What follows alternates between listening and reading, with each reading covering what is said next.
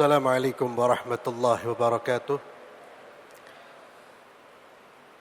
Alhamdulillahi rabbil alamin. Wabihi nasta'inu ala umuri dunya waddin.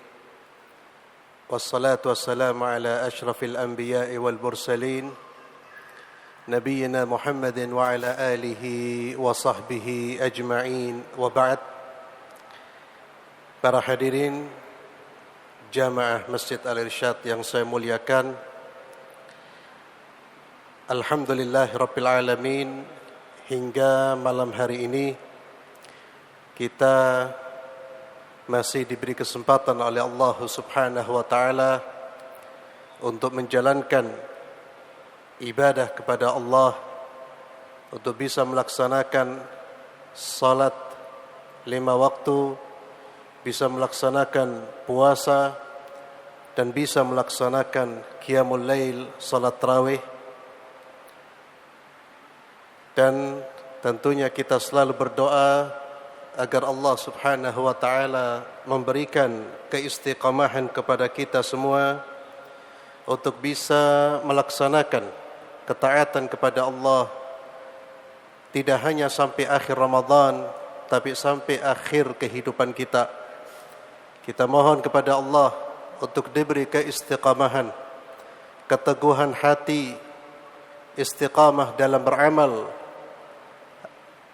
sehingga kita bisa meninggalkan dunia ini sebagai orang-orang yang diridai oleh Allah Subhanahu wa Ta'ala.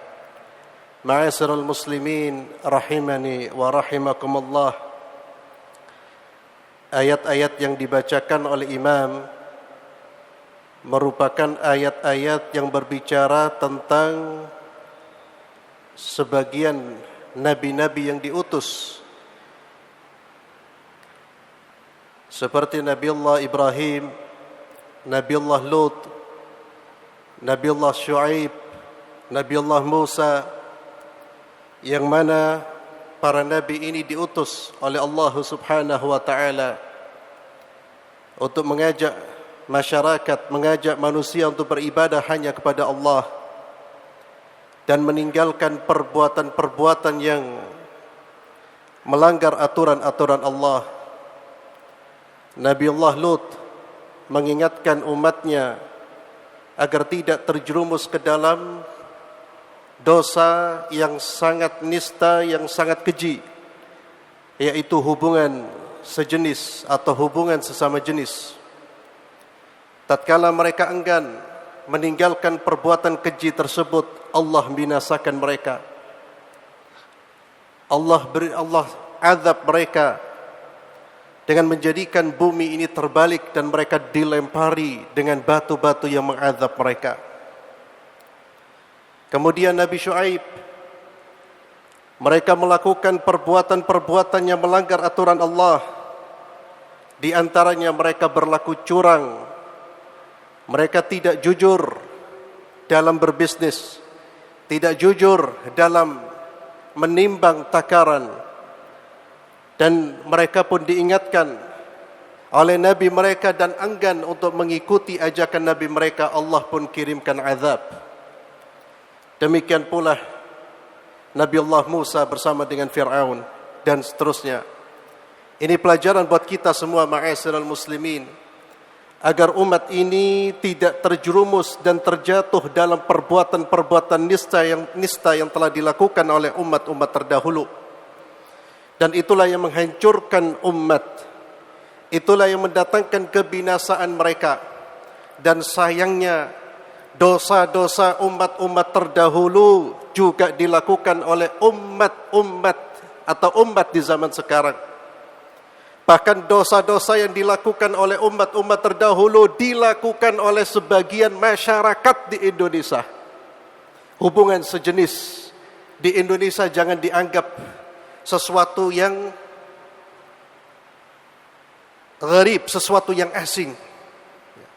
Hubungan sesama jenis ini, Pak, di Indonesia ini sudah mulai punya masa. Bahkan mereka punya gerakan. Ini sebagaimana penuturan salah seorang peneliti yang meneliti terkait dengan masalah ini di Indonesia. dan banyak korban dari anak-anak kita. Perbuatan keji. Demikian pula kecurangan. Kalau kita berbicara tentang kecurangan, Masya Allah, seolah-olah kecurangan sudah menjadi hal yang lumrah.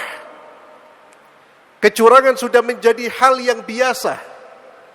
Justru yang tidak biasa, yang hebat adalah kejujuran. Padahal itu dosa yang mendatangkan azab Allah Subhanahu wa ta'ala.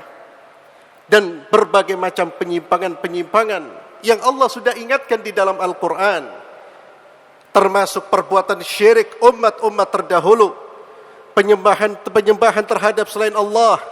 Ibadah-ibadah kepada selain Allah juga dilakukan oleh sebagian masyarakat kita. Ma'asyiral muslimin, selama kemungkaran, kesyirikan, kedurhakaan kepada Allah eksis di sekitar kita, eksis di tempat kita, di negara kita, demi Allah, siapapun pemimpinnya tidak akan barokah negeri ini, ma'asyiral muslimin. Siapapun pemimpinnya. Maka tugas kita bersama, ma'asyiral muslimin, adalah melakukan perbaikan, melakukan usaha-usaha untuk memperbaiki diri dan masyarakat kita.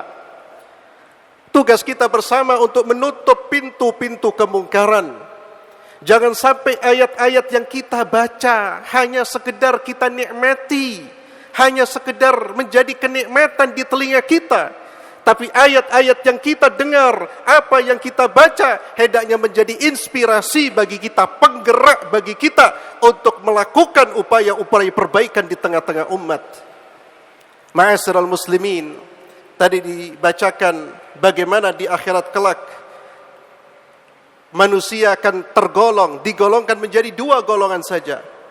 Ada golongan syaqi, ada golongan yang sengsara, dan golongan yang lain adalah golongan sa'id, golongan yang bahagia.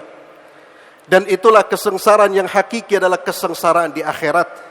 Kebahagiaan yang hakiki adalah kebahagiaan di akhirat. Maka Allah Subhanahu wa ta'ala kemudian di ayat berikutnya memberikan petunjuk kepada kita agar kita menjadi orang-orang yang suada, tergolong orang-orang yang bahagia. Allah Azza wa Jalla perintahkan, sekalipun ini perintah kepada Nabi, tapi ini juga perintah kepada kita semua. Allah Azza wa Jalla berfirman, a'udzu billahi minasyaitonir rajim, fastaqim kama umirta wa man taba wa la tadghaw wa man taba ma'aka wa la tadghaw innahu bima ta'maluna basir. Fastaqim, maka istiqamahlah. Istiqamahlah engkau dan orang-orang yang taubat denganmu ya Muhammad sallallahu alaihi wasallam. Istiqamalah di jalan Allah sebagaimana yang Allah perintahkan kepada engkau. Inilah kunci, ma'asyiral muslimin. Kunci keberkahan hidup di dalam diri kita. Kunci kebaikan hidup di dalam rumah tangga kita. Kunci keberkahan sebuah negeri adalah istiqamah menjalankan perintah-perintah Allah Subhanahu wa ta'ala. Termasuk istiqamah dalam menjalankan ketaatan kepada Allah, istiqamah untuk menegakkan aturan Allah, dan istiqamah berdakwah di jalan Allah Subhanahu wa ta'ala. Wa man taba ma'aka wa la tatghaw. Dan janganlah kau melampaui batas.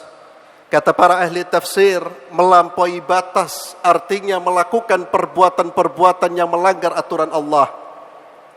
Maka inilah kunci, ma'asyiral muslimin. Kita istiqamah di jalan Allah, dan bulan Ramadan ini sebagai bulan madrasah, sebagai sekolah, lembaga pendidikan bagi jiwa kita untuk mendidik kita agar istiqamah di jalan Allah. Maka kita betul-betul berupaya untuk menjadi orang-orang istiqamah di jalan Allah Azza wa Jalla.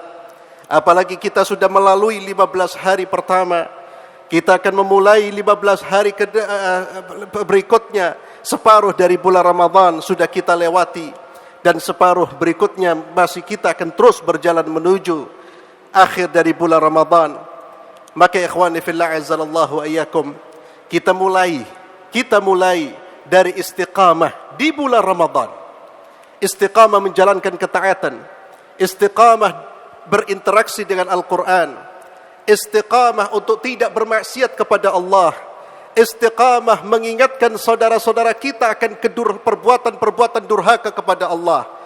Kita mulai dari bulan Ramadan dan kita jaga keistiqamahan ini sampai kita berjumpa dengan Allah Azza wa Jalla. Wala tatghaw, dan janganlah kalian melampaui batas.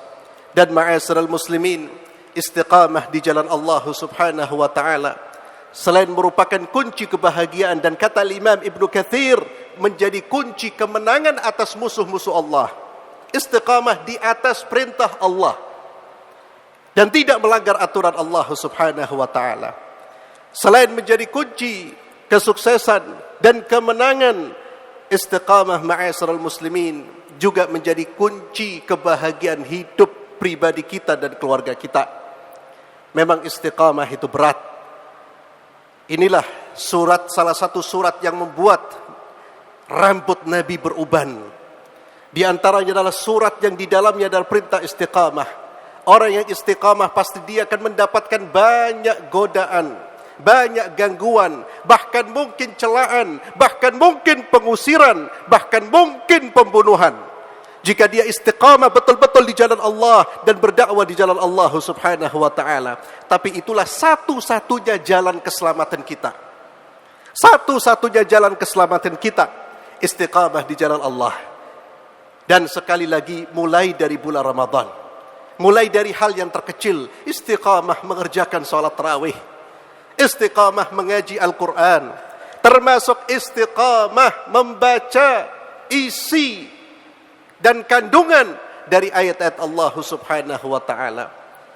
Wala tatghaw, dan ingat kemudian di ayat ini Allah Subhanahu wa taala mengingatkan kita semua, innahu bima ta'maluna basir. Ini yang menjadi pendorong bagi kita untuk istiqamah di jalan Allah dan tidak merasa sendirian sekalipun orang-orang berbeda jalannya dengan kita. Tatkala kita istiqamah, ketahuilah sesungguhnya Allah Maha melihat apa yang kamu kerjakan. Jangan khawatir dengan penilaian manusia. Jangan khawatir, jangan takut dengan celaan manusia tatkala kita berjalankan betul-betul perintah Allah. Ketahuilah Allah melihat kita dan Allah bersama kita. Mudah-mudahan ma'asyiral muslimin, kita bisa istiqamah di jalan Allah, istiqamah untuk melaksanakan kewajiban-kewajiban kita sebagai seorang muslim, termasuk istiqamah dalam berinteraksi dengan Al-Quran. Dan interaksi kita dengan Al-Quran mudah-mudahan tidak hanya sebatas membaca, tapi kita berupaya untuk membaca makna-makna yang ada di dalam Al-Quran, dan kita jadikan Al-Quran sebagai tuntunan hidup kita. Dan ketika kita istiqamah dengan itu semua, maka kita akan menjadi hamba-hamba Allah yang di akhirat, yang disebutkan tadi sebagai hamba-hamba yang sa'id, hamba-hamba yang bahagia. Dan mudah-mudahan kita termasuk su'ada, orang-orang yang bahagia di akhirat kelak. Barakallahu fikum, subhanakallahumma bihamdik, asyhadu an la ilaha illa anta astaghfiruka wa atubu ilaik. Assalamualaikum warahmatullahi wabarakatuh.